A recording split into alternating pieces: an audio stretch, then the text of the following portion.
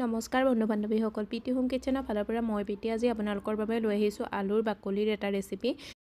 আলু কাটি পেলাই বাকলিখিনি পেলাই দিয়া সকলৰ বাবে আজিৰ এই ভিডিঅ'টো। আপোনালোকে বাৰু কি কৰে, আলুৰ বাকলিখিনি কাটি পেলাই দিয়ে নহ'লে গৰুক দি দিয়ে, গৰু ছাগলীক দি দিয়ে, নহয়নে বাৰু?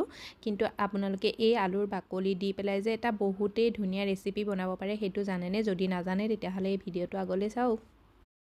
আলু বাকলি ৰেচিপি বনাবৰ কাৰণে মই প্ৰথমতে দুটা আলু লৈ লৈছোঁ। আলুকেইটা ডাঙৰ চাইজৰ হ'লে অকণ বেছি ভাল হয় আৰু মোৰ আলুকেইটা এটাহে ডাঙৰ আছিলে, এটা মিডিয়াম চাইজৰ আলু আছিলে। এতিয়া মই আলুকেইটা একদম প্ৰথমতে বহুত ভালদৰে ধুই ল'ম, দুবাৰ তিনিবাৰ পানীত ঘঁহি ধুই ল'ম। আলু যিহেতু মাটিৰ তলত হয় সেইকাৰণে আলুত বহুত পৰিমাণে মাটি লগা থাকে আৰু সেই মাটিখিনি যোৱাবৰ কাৰণে আমি একদম ভালদৰে ৩-৪বাৰ ধুই ল'ব লাগিব। এনেই ধৰক আলুৰ বাকলিটো যেতিয়া আমি পেলাই দিওঁ তেতিয়া ইমান নুধুলেও হয়, ২-৩বাৰ ধুই ল'লে হয়, কিন্তু আজি আমি আলুৰ বাকলিটোৱে ব্যৱহাৰ কৰিম। তাৰ কাৰণে আলুকেইটা একদম ঘঁহি ধুই ল'ব ৪-৫বাৰ আৰু ধোৱাৰ পিছত আলুকেইটা বাকলিটো গুচাই ল'ব। বাকলি যেনেকৈ আপোনালোকে নৰ্মেল আলু বাকলি গুচাই নহয় ঠিক তেনেকৈ বাকলিটো গুচাই ল'ব। আৰু আলুৰ বাকলিখিনি গুচাই হোৱাৰ পিছত মই এটা বাচনত উলিয়াই দিম আৰু উলিয়াই পেলাই মই এইখিনি এতিয়া আকৌ অলপ পানী দি পেলাই আকৌ 10 মিনিটমানৰ কাৰণে তিয়াই থৈ দিম, যাতে ইয়াত লাগি যদি কিবা কাৰণত মাটি চাটি জাবৰ জোঁথৰ লাগি আছে সেইখিনিও যাতে তিয়াই থৈ দিলে নাইকিয়া হৈ যায়, মানে পানীৰ তললৈ গুচি যাব আৰু সেইটো কাৰণে মই ইয়াত মানে অকণমান মানে 10 মিনিটমান সময়ৰ কাৰণে আলুৰ বাকলিখিনি তিয়াই থৈ দিম। আৰু কাটি থোৱা আলু দুটাটো আমাৰ সকলো ৰেচিপিবোৰত লাগেই, যিকোনো বনালে মানে দালি চব্জি যিহতেই নহওক আলুটোতো ব্যৱহাৰ হয়, আপুনিতো সেই আলুটো চব্জিত ব্যৱহাৰ কৰি ল'ব পাৰে। আৰু ইয়াত 10 মিনিট হৈ গ'ল, আলুৰ বাকলিখিনি মই ধুনীয়াকৈ ধুই কৰি ল'লোঁ। ধুই লোৱাৰ পিছত এখন কেঁচি লৈ পেলাই মই আলুৰ বাকলিকেইটা কাটি ল'ম। ইয়াৰ জোখটো নিজৰ হিচাপ অনুসৰি দিব পাৰে, কেঁচি লৈও কাটিব পাৰে বা চুৰি লৈও কাটিব পাৰে। মই কেঁচি লৈ কাটিছোঁ ইয়াৰ শ্বেপটো একে সমান হ'বৰ কাৰণে আৰু দেখিবলৈ অকণমান ভাল লগাৰ কাৰণে। যেতিয়া ঘৰলৈ বনাই নহয় তেতিয়া মানে ইয়াৰ শ্বেপটোৰ লগত কোনো কথাই নাহে, ডাইৰেক্ট আপোনালোকে এনেকৈও বনাই ল'ব পাৰে, কিন্তু মই ভিডিঅ'ত দেখাইছোঁ অকণমান দেখিবলৈ ভাল লগাৰ কাৰণে মই কাটি লৈছোঁ সমানকৈ। আলু বাকলিৰ এই ৰেচিপিটো যদি বনাই পেলাই আপুনি আলহীকো খুৱাই নহয়, চাহৰ লগত বা টমাটৰ কেটচপৰ লগত বা যোনটো আমাৰ ধনিয়া পদিনাৰ চাটনি হয় নহয় সেই চাটনিটোৰ লগত, আলহী কেতিয়াও গমেই নাপাব যে এইটো আপুনি আলুৰ বাকলি দি বনাইছে। মাষ্টাৰ চেফ লেভেলতো এই আলুৰ বাকলি ৰেচিপিটো বনোৱা হৈছিলে, এবাৰ ঘৰত ট্ৰাই কৰি চাবচোন, বহুতেই বেছি ধুনীয়া হয়। আৰু আমি কেতিয়াও ভাবিব নোৱাৰোঁ মানে একদম কোনো দৰকাৰ নোহোৱা এটা বস্তু দি পেলাই যে ইমান ধুনীয়া এটা ৰেচিপি বনাব পাৰি।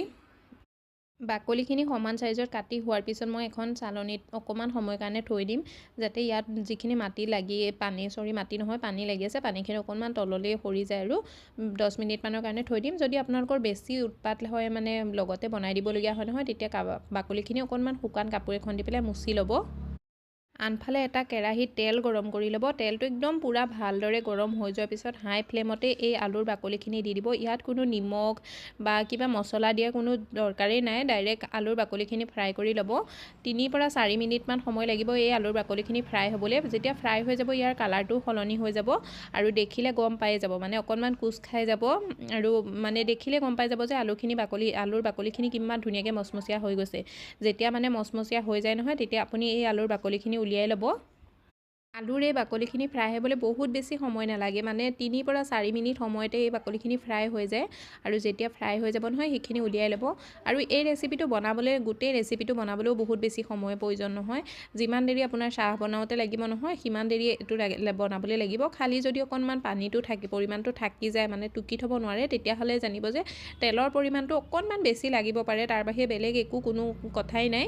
যে এবাৰ ঘৰত এই ৰেচিপিটো ট্ৰাই কৰি চাব, যেতিয়া ঘৰলৈ আলহী আহিব নহয় আপুনি বনাই দিব নহয়, তেওঁলোকে মানে বিশ্বাসেই নকৰিব আপুনি যে এইটো আলুৰ বাকলি দি বনাইছে নহয়। বাহিৰৰ পৰা কিনি অনা একদম কুৰকুৰি নিচিনা মচমচীয়া, মানে ইমানেই ধুনীয়া হয় নহয় এই আলুৰ বাকলি এই ৰেচিপিটো। এবাৰ ঘৰত ট্ৰাই কৰি চাব আৰু কেনেকুৱা হৈছে মোক জনাব।